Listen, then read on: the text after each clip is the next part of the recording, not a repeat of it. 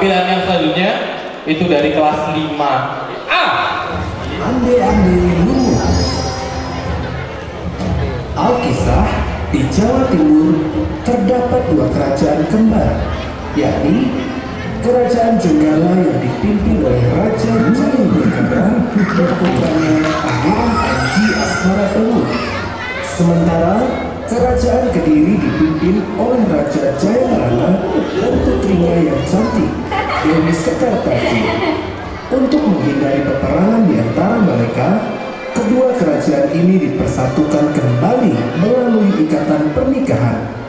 Akhirnya, Pangeran Panji Asmarabangun dinikahkan dengan Putri Sekartaji. Tak lama setelah pernikahan itu dilangsungkan, Kerajaan Jenggala diserang oleh musuh. Serang! Kita hancurkan Jenggala! Penjaga Kerajaan Jenggala kaget akan serangan tersebut. Kerajaan musuh menyerang. Aku harus segera melapor. Pertempuran singkat antara kedua kerajaan pun tak terhindarkan. Putri Sekartaji ketakutan melihat kerajaannya diserang. Adik, sepertinya kerajaan ini bakal kalah. Aku harus bersembunyi. Ia pun segera melarikan diri, meninggalkan Kerajaan Jenggala untuk bersembunyi. Ia akhirnya berhenti di sebuah desa yang terletak jauh dari Kerajaan Jenggala. Ia menghampiri sebuah rumah.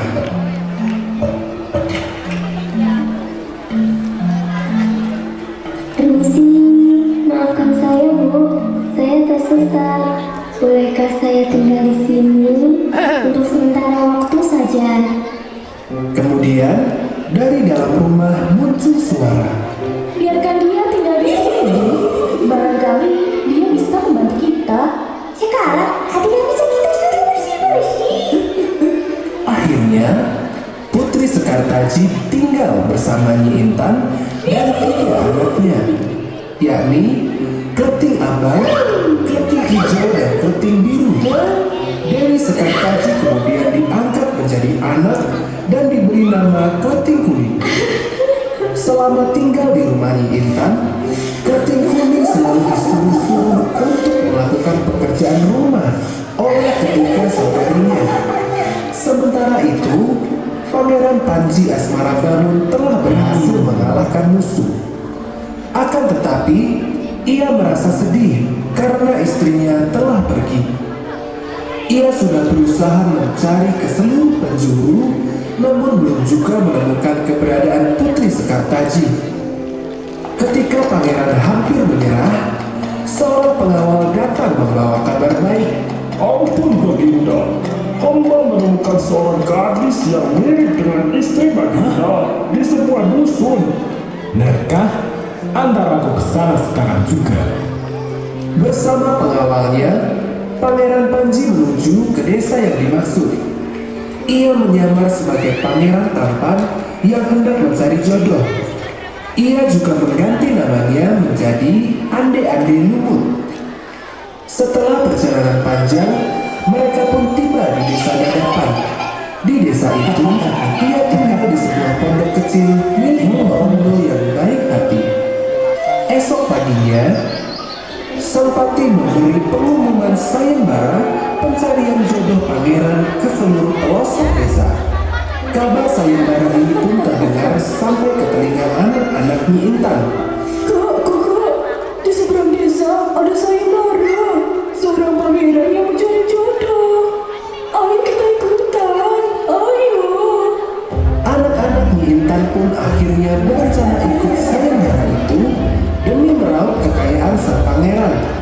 Namun tidak ada keriting kuning. Keriting abang, keriting hijau, dan keriting biru segera bersolek untuk mengikuti sayembara itu.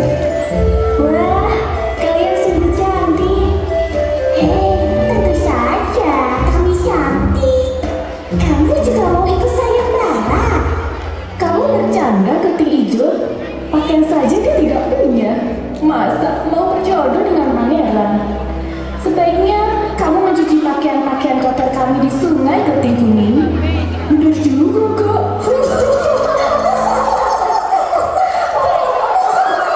Keriting kuning akhirnya ditinggal sendiri. Ia pergi ke sungai sungai untuk mencuci pakaian kotor. Tiba-tiba saja, ia dikejutkan oleh seekor bangau yang bisa bicara. Tuan Putri, pergilah ke desa Dadapan untuk mengikuti sayembara. Hah? Bangau bisa bicara? Di sana Tuan Putri akan bertemu dengan Panji Asmara Bangun. Bawalah cambuk ini. Jika sewaktu-waktu Tuan Putri membutuhkan pertolongan, Tuan Putri boleh menggunakannya. Tunggu. Belum sempat Keriting Kuning membalas perkataan bangau itu pergi terbang meninggalkannya. Benarkah yang dikatakan Bangau tadi? Apakah kakanda sedang mencariku? Ataukah dia sedang mencari istri baru? Aku akan memastikannya.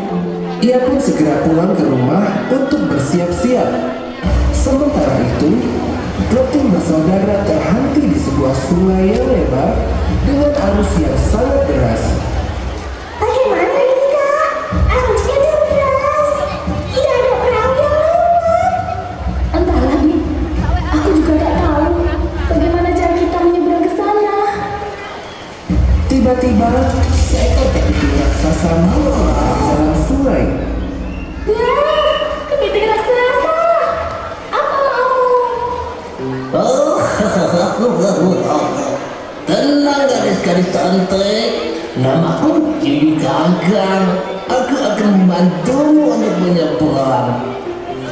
Tapi aku punya syarat, yaitu kalian harus menciumku. Keriting bersaudara pun berdiskusi. Bagaimana, Kak? Kita ikuti sajalah persyaratan dia, biar kita segera bisa menyeberang. Baiklah Yuyu Kangkang, kami penuhi permintaanmu. Ketiga gadis pun mencium Yuyu Kangkang. Setelah itu, Yuyu Kangkang dengan cepat menyeberangkan mereka bertiga. Tak lama setelah itu, tibalah Keriting Kuning di tepian sungai yang sama dengan saudari angkatnya itu. Tapi, Yuyu Kangkang muncul ke permukaan. Hal yang sama dikemukakan kepada Keriting Kuning. Jika ingin menyeberang, kau harus menciumku. Namun, jawaban Keriting Kuning berbeda. Tidak, aku tidak mau menciummu. Keriting Kuning pun mengambil cambuk yang diberikan si bangau. Dicambukkannya ke arah sungai. Ketika air sungai itu surut, Yuyu Kangkang pun dibuat kaget olehnya. Bagaimana mungkin? Air sungai itu surut. Yuyu menjadi ketakutan. Ia bahkan menawarkan tumpangan untuk menyeberang tanpa syarat. Tolong ampuni aku. Sebagai gantinya, aku akan mengantarmu dengan gratis.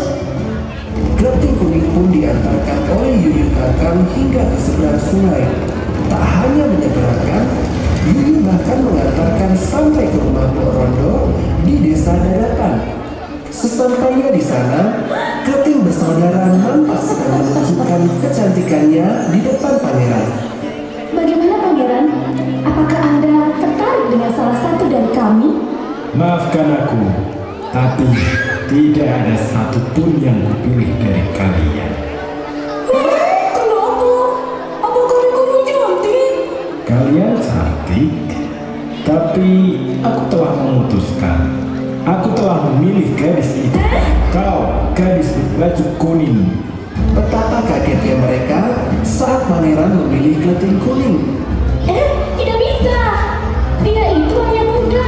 Dia bukan siapa-siapa. Pakaiannya saja jelek dan lusuh. Iya benar. Ini tidak adil. Ketahuilah, aku tidak memilih kalian karena kalian telah mencium Yuyu Kangkang. Hanya gadis berbaju kuning itu yang tidak, karena ia berani menolak. Pesan moral dari cerita ini adalah hati yang cantik lebih utama daripada paras yang cantik. Jadilah anak perempuan yang baik hati, sopan, dan bisa menjaga diri, supaya kalian bisa mendapatkan teman-teman yang baik